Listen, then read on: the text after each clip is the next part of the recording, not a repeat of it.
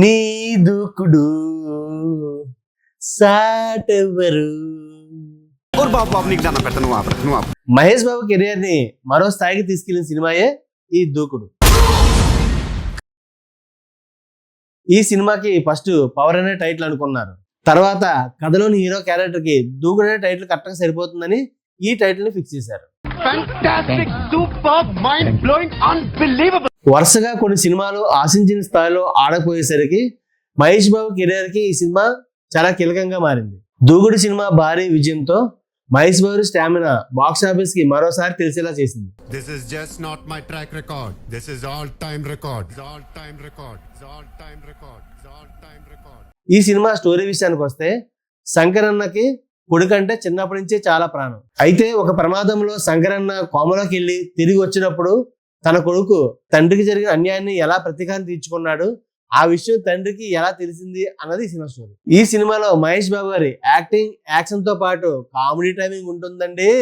నా భూతో నా భవిష్యత్. చూడడానికి హాలీవుడ్ యాక్షన్ హీరోలా ఉన్నాడు భాయ్.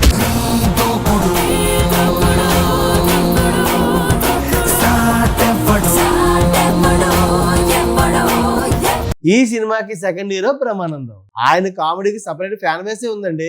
ఎవరు ఇవ్వలేదు, నేనే పెట్టుకున్నా. మళ్ళీ వేస్తాడు. ఆయనతో పాటు ఎంఎస్ నారాయణ గారి కామెడీ కూడా సూపర్ హ్యా. నిన్ను హీరో అంటే ఎలా నమ్మేవరా? కళ్ళ కింద క్యారీ బ్యాగ్లు వేసుకుని గ్రాఫిక్స్ లో తీసేస్తా.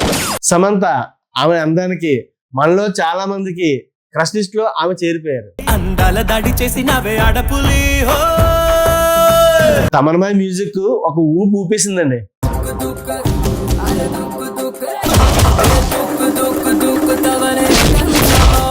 సీను వైట్ల గారు ఈ సినిమాతో స్టార్ డైరెక్టర్ లిస్ట్ లోకి వెళ్ళిపోయారు.